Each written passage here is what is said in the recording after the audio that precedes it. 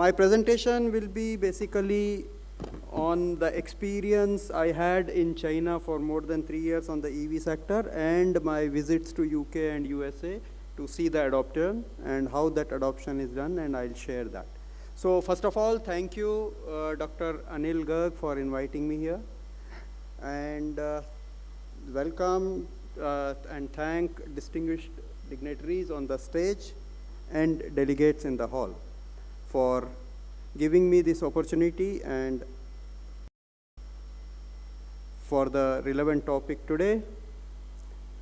So first, what comes to our mind as soon as we think of changing from IC to EV? Range, charging, kahan charge hoga, kaise charge hoga. So those anxieties are to be looked at differently. Are we worried about our charging the mobiles? Not at all, because we know that whenever it is about to die, we'll put it on charging or mostly at evenings or nights when it is not working.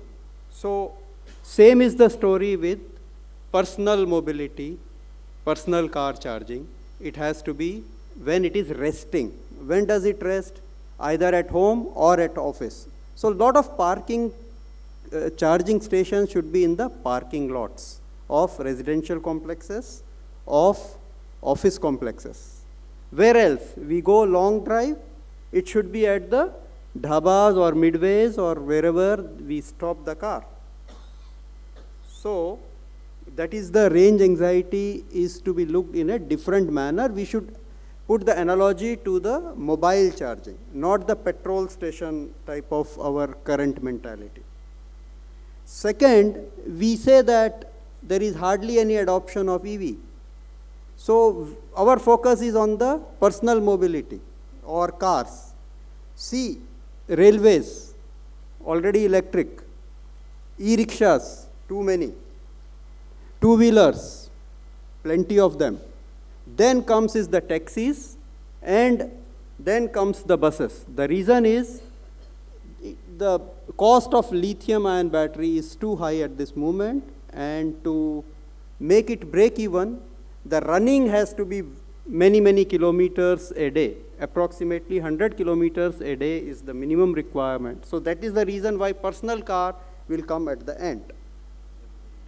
And the question sir has asked is, for the buses, can we have the charging while it is running? Yes, I have seen it in Guangzhou in China. The buses run on it is something very similar to tram. It runs on a fixed route without the rails, and it has the swing of more than 3 meters. So they run on the fixed routes. Yes, buses runs on the fixed routes, and whenever there is some obstruction, they take detours a bit. That is also possible with this technology. Only thing is, the expense is very high, initial expense, because you have to lay the cables all throughout the route. And I'm not sure, but I heard that this technology is already there in the new route via Sohna, Delhi to Bombay.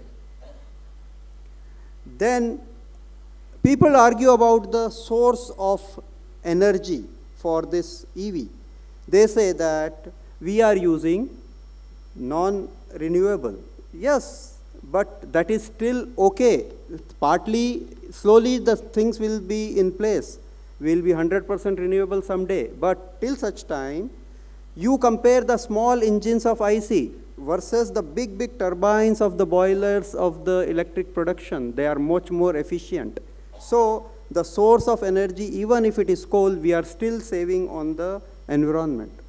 Then there is a regenerative braking. When you run the EV, it regenerates the power, whereas in the case of IC engine, when you brake, the power is gone. So those are the benefits that we have in the EV. And another question was, where do you install the EV stations? That is very, very important, which I have covered slightly in the past, that it should be at the place where the car rests.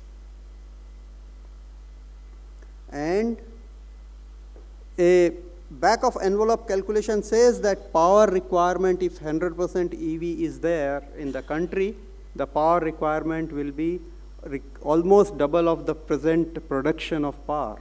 So in any case, we are not going to double up with regenerative only or with renewable only. So for some time, the existing sources of power will continue, and as we mature, the more and more sources of renewable will be added. So I don't want to come more in between your lunch. So thank you very much for the patient hearing.